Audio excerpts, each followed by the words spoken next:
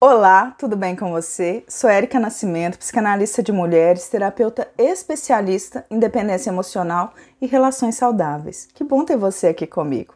Mas antes de ir ao que interessa, posso te pedir um favor? Se você ainda não é inscrita nesse canal, tá perdendo tempo, hein?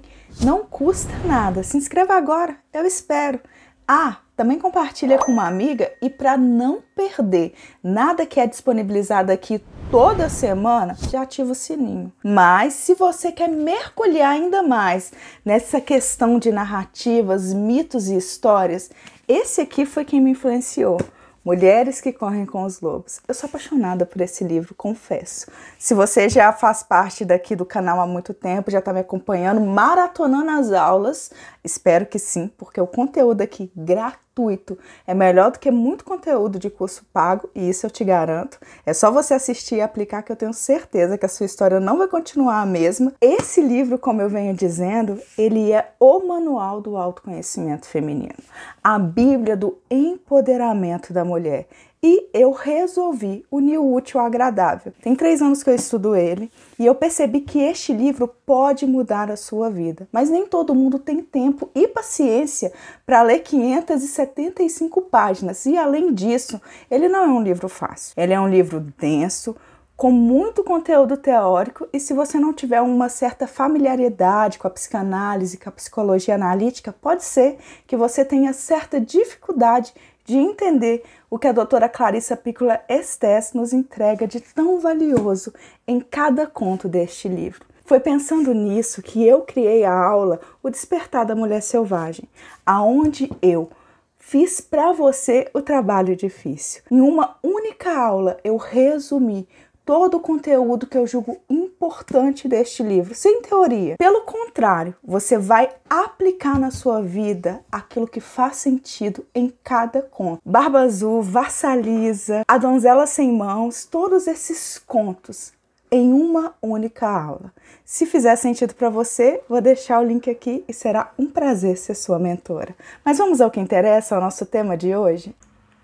Olha o tema dessa aula, o preço do silêncio, uma análise de A Pequena Sereia. E já vamos começar quebrando as expectativas. Vamos falar da verdadeira história da Pequena Sereia. Eu fiz questão de trazer o conto raiz, o original, para você entender que muitas vezes os contos de fadas, a forma que foi apresentado para nós, ele tanto nos influencia de uma forma negativa ou positiva, não sei como você interpretou, quais são as suas narrativas, mas infelizmente muitos deles foram alterados. E hoje aqui eu trago para você a verdadeira história da Ariel. A Ariel e o seu sacrifício. Ariel, uma princesa sereia, se apaixona por um príncipe humano e decide negociar sua voz para ganhar pernas. Ai, que cilada! Ela acredita que ao perder sua essência, conquistará o amor que tanto deseja. Essa é a primeira parte da história, Ariel e o seu sacrifício. Ela abre mão daquilo que a constitui enquanto sujeito / sereia. Ela abre mão da sua cauda, ela abre mão do seu território, do seu ambiente, dos seus familiares, em nome do amor e, acima de tudo, ela abre mão da sua voz. Esse é o primeiro ponto deste conto. Aí vem o sofrimento físico e emocional. Cada passo que ela dá com as pernas humanas é uma dor imensa, como se estivesse sendo cortada por cacos de vidros. Essa parte a Disney não mostra, né? Quando Ariel abre mão da sua cauda de sereia para ter pernas, não é simplesmente, opa, tenho perna, agora eu vou viver o amor da minha vida. Não. A Úrsula deixa para ela algumas consequências. E uma das é que cada vez que ela andasse, ela ia sentir uma dor, como se ela estivesse sendo cortada por cacos de vidros. Mas continua. No entanto, o maior sacrifício não é o sofrimento físico, mas a perda da sua identidade e da sua voz. Quando ela abre mão da sua cauda, quando ela negocia a sua voz, aí que está o X da questão. E nós vamos para o fim trágico dessa sereia. Eu falei que eu ia quebrar expectativas aqui hoje. Apesar do sacrifício, Ariel não é amada como esperava e escolhe se tornar espuma do mar, refletindo a tragédia de se perder em nome do amor. Meninas, essa é a verdadeira história. Será que se os contos fossem contados realmente como eles são, o amor romântico ainda estaria mentindo para muitas de nós? Será que ainda a mulher teria tanta dificuldade de entender que o amor não envolve sacrifícios? Que se dói, se tira sua identidade, sua liberdade, sua saúde mental? Talvez você está confundindo amor com violência, amor com abuso, e lembrando que amor e abuso não coexistem. Então é muito importante você pensar sobre aquilo que você chama de amor. Mas dando continuidade à nossa aula, vamos começar pelo principal, o preço do silêncio. O preço do silêncio e a obediência das mulheres. O que realmente estamos pagando. Qual que é o preço da sua obediência? Essa imagem é forte, né? Gostei. O meu preço é a sua voz. No desenho, a Úrsula deixa claro para Ariel: o meu preço é a sua voz. E tem uma parte muito interessante, né? A bruxa, a Úrsula, ela canta uma música e nos diz assim: garotas caladinhas ele adora. Se você ficar falando o tempo inteiro, o homem diz adeus e vai embora. Só as boazinhas vão casar. Ontem eu estava revendo o filme, eu vi tanto live action como o desenho mesmo, o desenho raiz lá de 1990, Lá Vai Bolinhas. E o interessante é que no atual não tem essa parte, não canta-se essa parte. Interessante, né? Mas lá na minha época, talvez a sua época, a Úrsula canta exatamente assim. Fica calada. Homem gosta de mulher calada. Você não precisa falar. Para que falar? Se você falar muito, se você articular muito, se você questionar muito, vai ficar encalhada. É assim que eu entendo. Antes de mais nada, vou deixar aqui o link de um conteúdo que eu fiz lá no Instagram, aonde eu também escrevi a respeito da minha perspectiva sobre este conto. E quando você olha a partir dessa música, gente, eu poderia parar aqui na aula e problematizar, porque eu gosto, somente esse trecho desse desenho de criança. Parece só uma musiquinha, mas você já parou para pensar no poder inconsciente das palavras e das músicas? O quanto que, antes de falar, nós somos falados, o quanto que nós somos influenciadas pelo meio, e o quanto que, enquanto mulheres, enquanto meninas, crescer ouvindo que seja boazinha, fala pouco, não questiona, moça não fala assim, pode influenciar hoje na forma que você se posiciona dentro das suas relações. A Ariel negociou a sua voz em nome do amor. E você, tem negociado a sua voz em nome de quê? A custo de que você tenha aberto mão do seu poder de argumentar, de ser assertiva, de dizer sim e não. Quantas vezes você engole o choro, você engole palavras, você deixa de opinar porque você tem medo de rejeição e de abandono? Quantas vezes você tem medo de ser mal interpretada e por isso você engole sapo? Num português claro, não vou ficar aqui dourando a pílula para você não, mulherada. A gente já tá aqui conversando já tem um tempo, né? Já somos íntimas. Aqui eu não preciso ficar buscando palavras rebuscadas para deixar chique, não. Aqui é uma aula, sim, é uma aula, mas é uma conversa de mulher para mulher. Então não vou dourar a pílula.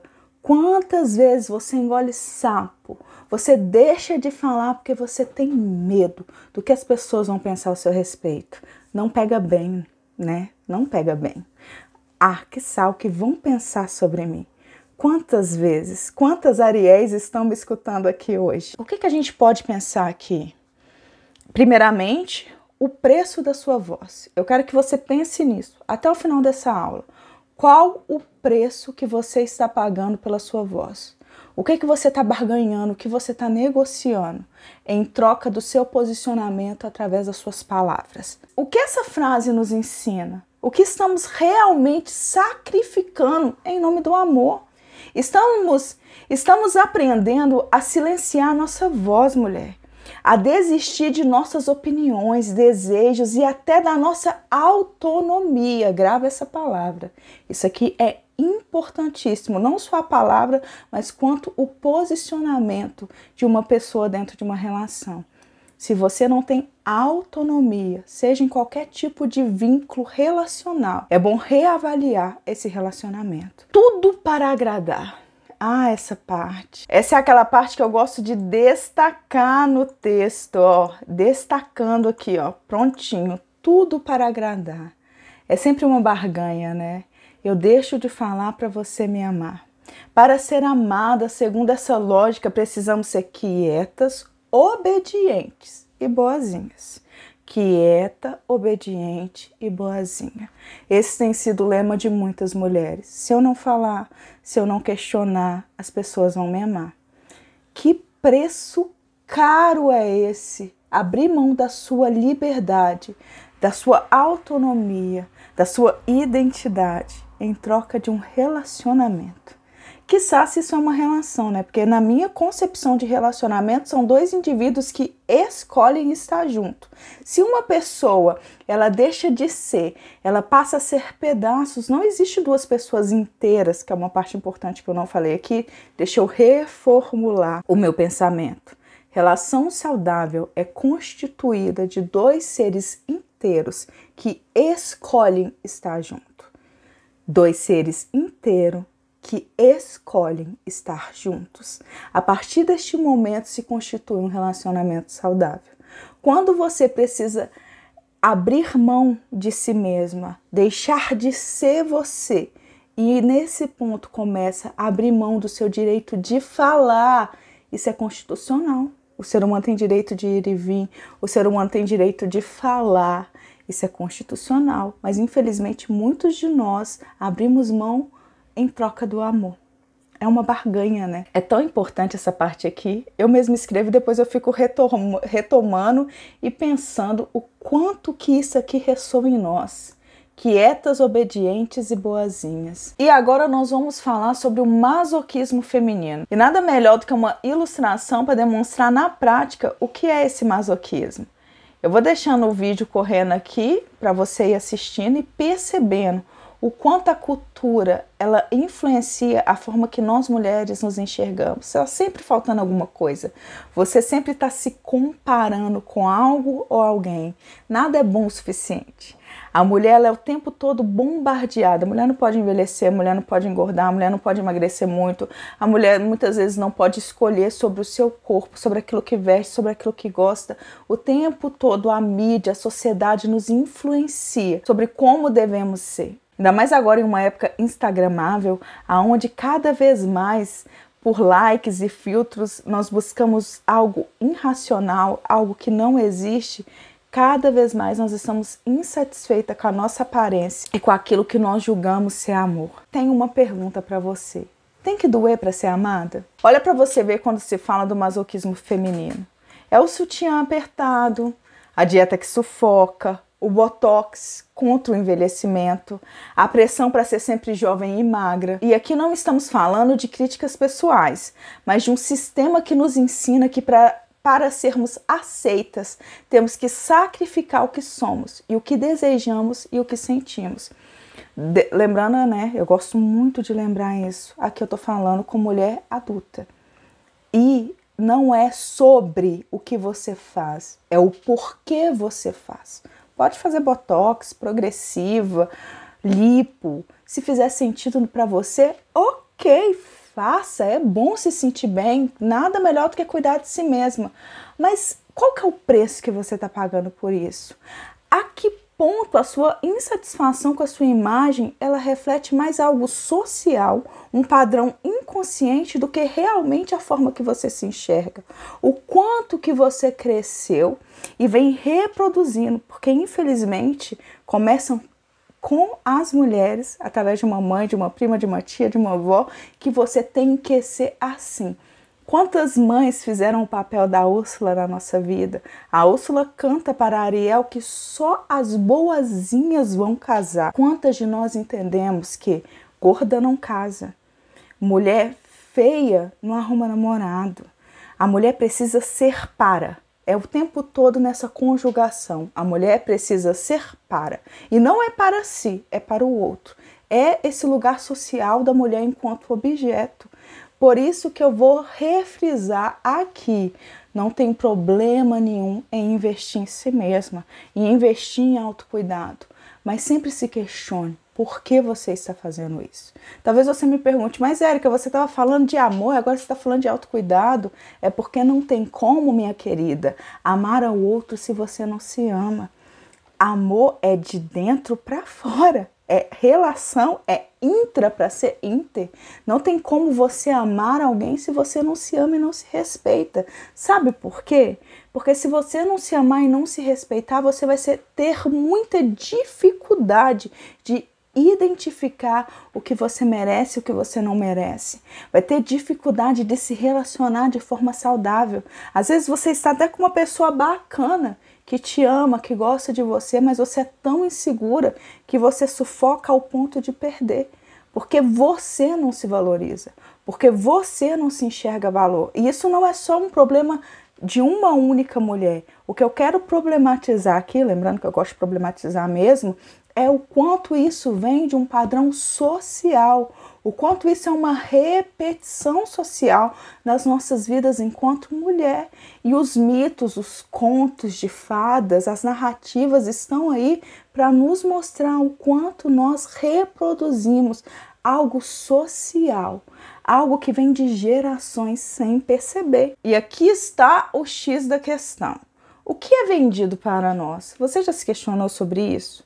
A sociedade nos diz que, para ser amada ou desejada, precisamos ser como objetos. E aqui eu vou dar uma destacada, porque isso é muito importante. Se você não tem esse hábito, eu vou deixar uma dica para você. Escuta a primeira aula. Eu sei que às vezes nas nossas múltiplas tarefas o que dá é colocar um fone e fazendo o que a gente precisa fazer no decorrer do dia e tentar investir em autoconhecimento enquanto você cozinha, cuida da casa, pedala aí na academia, corre, é o tempo que você tem. Eu sei que isso também faz parte desse padrão social onde a mulher é colocada, as nossas múltiplas tarefas que por vezes até nos adoece. Mas eu quero deixar essa dica aqui para você. Se você ainda não tem esse hábito, escuta a aula uma primeira vez para que você se familiarize com o tema e depois retorna na aula, vai escrevendo aquilo que ressoa em você. Até aqui mesmo no meu canal você vai ver que uma aula se conecta à outra. Então o que eu estou falando nessa aula número 5, você vai encontrar na aula número 1, que é uma aula que eu tenho uma paixão por ela, Pele de Foca, Pele da Alma, onde fala da perda de identidade de uma mulher dentro de uma relação. E esse ponto que eu estou deixando marcado, grifado aqui, é muito importante para se pensar. O quanto que nós somos moldadas, podadas e modificadas. E é isso que tem sido vendido para nós. Principalmente nessa era instagramável, onde 60 segundos parece que ressoa toda uma vida. Nós muitas vezes moldamos a nossa vida aqueles 60 segundos do outro, aquelas fotos do feed, aquilo com filtro editado, e é para isso que existe Instagram. Se fosse para você ver feia, você ia me ver feia na minha casa. Não que isso seja um problema, mas precisamos sim também deixar de hipocrisia. Não tem problema nenhum colocar um filtro, escolher o melhor ângulo, desde que você não passe a acreditar que essa pequena parte de uma narrativa resume toda uma história. E muitas de nós aceitamos esse preço, acreditando que é o único caminho para ser vista e valorizada. É interessante o quanto que as respostas do nosso comportamento estão no nosso inconsciente. A forma que você interpretou o amor, muita mulher confunde ser vista com servir. Então, nessa busca incessante de reconhecimento, ela se doa ao extremo para o outro. Ela vive para o outro. A Ariel abriu mão da sua voz. Tem mulheres que abrem mão da sua autonomia, da sua liberdade, das suas escolhas. Nossa, eu poderia citar tantas coisas aqui em nome de um amor. E não é só o amor ali de homem e mulher. Muitas mulheres fazem do filho o centro da sua vida. Coloca toda a sua energia em educar um filho. Aí o filho cresce, vai constituir sua própria vida, que é saudável, é isso que se espera, e a mulher sente a síndrome do ninho vazio, porque ela viveu para aquele filho, acreditou que nasce-se uma mãe, algo a ser questionado, e mata-se a mulher. Então a mulher mata a sua feminilidade, mata o seu desejo enquanto mulher para se constituir enquanto mãe. E logo lá na frente, quando a criança começa a criar autonomia, muitas dessas mães aí, com esse termo ridículo, que são chamadas de narcisista, são mães carentes que colocaram todas as suas expectativas em um filho, acreditando que aquele filho, muitas vezes, essa mulher está em um relacionamento onde ela não se sente amada, então ela transfere para o filho a sua insegurança, as suas necessidades dentro deste relacionamento, busca nessa maternidade essa falta. Quando o filho cresce, essa mãe não se reconhece mais, ou é uma mulher que decidiu investir na carreira, ela vive 100% para o seu trabalho, mas um belo dia precisa fazer um corte ali e ela é desligada da empresa. E a partir daquele momento ela não se reconhece mais, porque ela dedicou 20, 30 anos da sua vida para ser a funcionária da empresa X.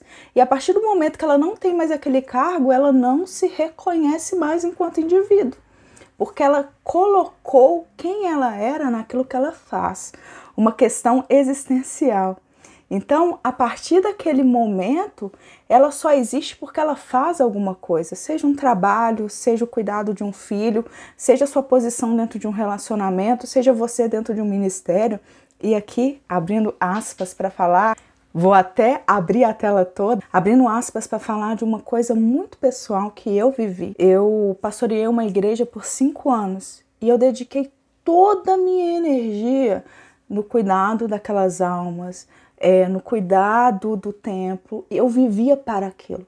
Eu achava que a minha vida era ser a pastora Érica. Aconteceram N coisas dentro daquele ambiente que me adoeceram e eu precisei, depois de um burnout, minto, quem vê assim até acha que eu estava no controle de alguma coisa. O meu corpo me obrigou a parar. Eu fiquei 3 meses afastada do cargo. Eu realmente cheguei no pior momento da minha vida, onde eu não achava mais saída, eu não me reconhecia. E eu precisei sair daquele ambiente, eu precisei abrir mão daquele cargo para entender que eu não era o que eu fazia. Doeu, gente. Ah, mulher, doeu demais. Mas eu precisei sair daquele lugar. E por isso que eu costumo dizer que eu fui e sou missionária em campo. Eu não falo aqui com você as coisas que eu não vivi. Pelo contrário, eu vivi, eu escuto mulheres, não somente enquanto psicanalista, mas também escutei por muitos anos enquanto pastora, e eu percebo que é um grande erro nosso enquanto mulheres, entender que nós somos o que fazemos, essa dificuldade de ter identidade, de reconhecer quem realmente nós somos. Mas voltando à aula, isso que é vendido para nós, né? O que nos faz acreditar que para ser amada nós precisamos sacrificar. Aí nós podemos vir para um tópico muito importante que é o inconsciente coletivo e o impacto cultural. Essa imagem é muito legal, né? Aqui você vê uma representação do inconsciente coletivo. Vou te familiarizar com o termo, caso você não conheça. O que é o inconsciente coletivo? Como ele nos influencia sem que percebamos? Carl Jung nos diz que o inconsciente coletivo é um depósito de imagens. Você vê aqui nessa imagem, né? Ficou bem... enfim... Você vê aqui nessa imagem que o inconsciente coletivo é um depósito de imagens e comportamentos passados, um arquétipo de histórias que, como a pequena sereia, moldam a nossa visão de mundo e de nós mesmas. O inconsciente coletivo é aquilo que vem geracional, são padrões que vêm de geração, que nós repetimos sem perceber. E quando eu falo aqui dos contos, dos mitos, das narrativas que nós vemos hoje também nas séries, nas novelas, nas músicas, tudo isso nos influencia de certa forma que nós nem percebemos. O que eu gosto muito do Jung é que ele diz assim: quem olha para fora sonha, quem olha para dentro acorda. Ele é bem provocativo. Esse é o meu convite aqui para você, tanto nessa aula quanto no meu trabalho. E o que está sendo repetido? Essa é a pergunta-chave dessa aula. Como eu disse para você, se você já tá vendo anotando, coloca aí em caps look no seu caderno de letra. Gente, meu Deus, muito tempo longe da escola. Com letra maiúscula. É muito tempo que eu isso aqui na mão, que eu já tô falando em termos de celular, enfim. Recapitulando. Coloca aí em letra maiúscula, tudo em letra maiúscula, o que estou repetindo. Quando vemos a Ariel e a sua história, estamos vendo o reflexo de um sistema que nos ensina que o sacrifício da mulher é a condição para o amor. Vamos recapitular. Os contos, eles nos influenciam. Os contos, eles trabalham em lugares na nossa psique que, por vezes, nós não conseguiríamos acessar de outras formas. E quando você olha para esse arquétipo da Ariel, do que ela abre mão em nome do amor, dos significantes por trás disso, mais à frente na aula eu vou falar para vocês alguns dos significados por trás desses significantes, calma que eu vou traduzir, o que está por trás de cada coisa do conto, porque quando você analisa um conto, você olha cada detalhe, a cauda, a voz, tudo que ali a Ariel negocia com a bruxa do mar, tudo isso aí nós podemos olhar e aplicar na nossa história. E nós podemos ver o quanto que isso é um reflexo de um sistema que nos ensina que o sacrifício da mulher é a condição para ser amada. Isso não é só uma história de fantasia. É um reflexo de algo que acontece todos os dias na vida real. Minuto de silêncio, pausa dramática. Pensa na vida aí. É só Ariel? É só nos contos de fadas? O que você está repetindo, mulher? Quais são os seus sacrifícios em nome do amor? A palavra até falta aqui, né? Falta até o ar, eu me empolgo. E vamos falar agora sobre o preço do silêncio e da autonomia. Isso é caro, hein? Ah, essa imagem ficou foda, eu gostei muito. Aqui, se você olhar para essa imagem, você vai perceber o que é negociado nessa sociedade patriarcal. O que estamos sacrificando, mulherada? O silêncio imposto às mulheres não é só físico, mas também emocional e psicológico. Vou repetir para ser bem didática. O silêncio imposto às mulheres não é só físico, mas também psicológico e emocional. O que estamos realmente negociando em nome do amor? Para pensar. Em muitas histórias, inclusive na nossa, aprendemos que para sermos amadas, devemos nos diminuir, perder a nossa voz, nossa autenticidade. Então aqui, se a gente for olhar em algo coletivo, o que a mulher vem negociando durante anos e gerações é sua voz e a sua autonomia. Não é só lá nos anos 50, lá no século XIX, onde a mulher tinha pouquíssimos direitos, aonde nós vemos o Freud nos apresentar, né, através da psicanálise, o verdadeiro sofrimento das histéricas. Um dado muito importante, caso você não saiba, esse nome histeria vem de útero e era algo bem misógino que falava que era a doença do útero, a doença da mulher, que tudo aquilo que aquelas mulheres estavam vivendo no corpo, que muitas paravam de enxergar e não tinha causas orgânicas, paravam de falar, tinham convulsões e nenhum médico achava o que estava por trás.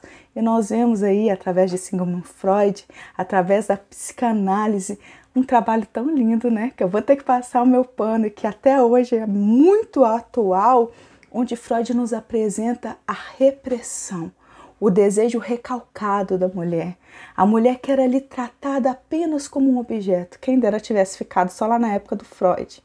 Hoje nós vemos as histéricas de outras formas, mas isso é assunto para uma outra aula. Em muitas histórias, né, como eu disse aqui, inclusive a nossa, aprendemos que para sermos amadas devemos nos diminuir, perder a nossa voz e a nossa autenticidade. E uma reflexão para você, mulher. O que você tem sacrificado para ser amada? Tá com um caderno aí? Uma outra pergunta para você colocar em letras garrafais. Lembrei! Opa! Em letras garrafais. O que você tem sacrificado para ser amada? O que tem silenciado em você mesma em nome do amor, que muitas vezes não vale o preço do silêncio? Trocando 6 por meia dúzia, né? Nossa, é cada príncipe. Você abrindo mão aí, e isso não engloba somente relações românticas, tá? Só o seu relacionamento aí conjugal, o seu namoro, não é só isso. Aquilo que você vem chamando de amor, tem uma coisa, né? Aquele momento que a edição coloca assim.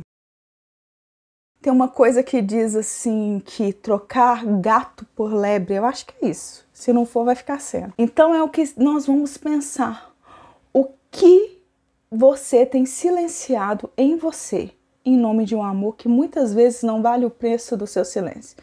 Resumindo, não vale nem um centavo. Eu falei que eu não ia adorar a pílula aqui. E o destino e o inconsciente. Outra imagem que ficou bem forte. Até você se tornar consciente, o inconsciente dirige a sua vida e você chama isso de destino.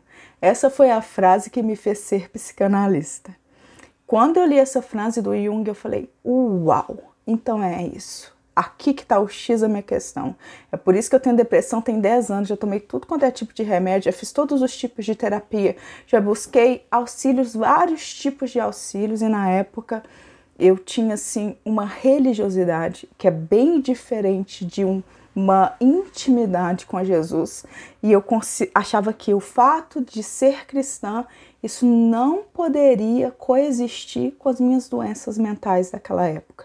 Então eu tinha muita dificuldade de reconhecer que eu precisava de ajuda. Quando eu li essa frase, até você se tornar consciente, o inconsciente dirige a sua vida e você chama isso de destino, eu virei uma chave. Eu falei, eu realmente preciso me tornar consciente. Estou aqui hoje trabalhando com vocês e espero que eu possa te auxiliar a despertar, mulher, a sair desse estado de inércia. O inconsciente, ele dirige a sua vida. E é quando não nos damos conta do que está por trás dos nossos comportamentos, das nossas escolhas, que chamamos isso de destino. Até você se tornar consciente, o consciente dirige a sua vida e você chama isso de destino. Enquanto que você não questiona o seu comportamento, enquanto que você não tem coragem de questionar o sistema, de fazer uma reparação histórica, de questionar aquilo que chamam de inquestionável, de se questionar, de buscar entender o que está por trás do seu comportamento, você vai continuar vivendo de ciclos. A vida é cíclica, mas você não precisa continuar repetindo os mesmos erros. Enquanto que você não tomar coragem para se questionar, você vai ficar aí, repetindo as coisas e achando que esse é o seu destino. Nós, mulheres, muitas vezes seguimos esse caminho sem perceber que estamos repetindo um ciclo, tentando agradar os outros, sacrificando a nossa identidade. É o preço a ser pago, né? Me ama, me dá migalhas, porque às vezes nem é amor, me dá suas migalhas que eu te dou minha liberdade. Me dá o seu amor, a sua visão, que eu me contento com isso. É disso que eu preciso. Teve uma falta tão latente lá na infância, você se sentiu tão menosprezada, você se sentiu tão inferior, talvez naquela primeira relação com os seus pais, você não se sentiu vista, validada e amada, que hoje você aceita qualquer coisa, mesmo que para isso você tenha que pagar um preço inimaginável. Esse é o poder do inconsciente coletivo, que rege muitas das nossas decisões, sem que tenhamos a clareza de onde ele nos leva. Para pensar o quanto na sua vida tem se repetido coisas, o quanto que o que você vive hoje, você viu sua avó viver. Talvez não viu, mas ouviu falar, a sua mãe viveu, suas primas, as suas tias, é algo geracional que se repete de gerações. Aí você acha, mas as mulheres da minha família não têm sorte no amor. Não, todo mundo da minha família casa e separa. Será que isso é somente algo do destino? Algo que não pode ser mudado? Ou é uma ferida geracional que pode acabar em você? Em você acaba o ciclo. E eu tô aqui para te ajudar, tá? Não precisa fazer sozinha. E para a gente poder concluir a aula de hoje, espero que nesse momento você comente: ai, que pena, quero mais, por favor, alimente meu narcisismo primário. Uma reflexão final sobre o preço do silêncio. O que você está sacrificando para ser amada? O verdadeiro amor não exige que você perca sua voz. Isso precisa ficar bem claro aqui, ó. Vamos lá? Prontinho, grifado. Sua autonomia, isso aqui também você não pode perder, amiga, em troca do amor, ou sua identidade. Resumindo, para ficar aí repetindo na sua cabeça, como a sua intuição, se custa sua voz, sua autonomia e sua identidade, foge que é cilada. Seja qual tipo de vínculo, seja um vínculo afetivo, seja um vínculo trabalhista, seja um vínculo ministerial, se custa sua voz, sua autonomia, sua identidade, sai fora. Que isso aí é cilada, é problema. Ele começa quando você se permite ser quem você é. É aí que existe o amor. Se não tem autonomia, se não tem liberdade para ser, se não tem autenticidade, tem você? Sem precisar pagar o preço da dor ou do sacrifício. Eu sei, os contos de fadas, as novelas, as séries, principalmente as comédias românticas, eles se desencontram o tempo todo, é um sofrimento. Aquelas novelas mexicanas, eu cresci vendo isso, gente, a Rubi, a Marimar, Maria do Bairro, e a gente ficava ali maratonando aquele sofrimento e aquilo vai ficando na nossa mente. O amor é doloroso, o amor é sacrificial, o amor ele precisa ser uma coisa onde eu me dou, eu me esgoto, eu deixo de existir porque eu o amo. Ele me manipula, mas esse é cuidado. Ele me distrata com palavras, mas é porque eu errei com ele. Esse lugar ele me drena, eu não tenho liberdade para ser, eu não posso falar, mas não é pro meu bem. Aí eu volto àquilo que eu falei lá no começo da aula. Amor e abuso não coexistem. Se existe abuso, não existe amor. Não tem como estar no mesmo lugar. Por isso que é tão importante olhar para a sua infância. A infância é um chão que a gente pisa a vida toda. É por isso que você olha para a infância, você rememora a sua dor, a raiva reprimida, as suas faltas, para que assim você não tente agora, na vida adulta, suprir as suas faltas da infância. É acolhendo essa menina em você, que busca amor e validação a qualquer custo, mesmo que isso custe voz, autonomia e identidade, liberdade. É esse o ponto dessa aula. Se você ainda não compartilhou com uma amiga, olha, dor dividida é dor diminuída. E nós, mulheres, quando estamos juntas, nós somos mais fortes. Então compartilha com uma amiga. Se a aula está te ajudando, você ainda não curtiu, vai lá, curte, não te custa nada. Se inscreve no canal, ativa o sininho, você não tem nada a perder. E aqui eu tenho um convite à reflexão para você. O que você tem negociado para ser amada? Até que ponto o silêncio e a obediência têm sido imposto à sua vida?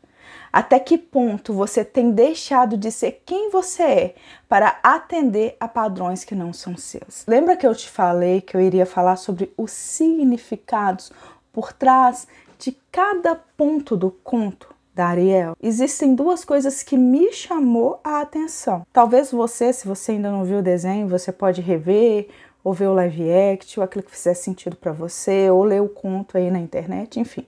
O que fizer sentido para você, você pode ir lá no meu Instagram, que eu falei que eu vou deixar aqui, e ler a resenha que eu fiz sobre o conto, que também já vai agregar mais valor a essa aula. Existem dois pontos a serem analisados. Quando a Úrsula pede para ela, a voz dela, ela está pedindo para Ariel a sua identidade, a sua autonomia, aquilo que a constitui enquanto sereia ali.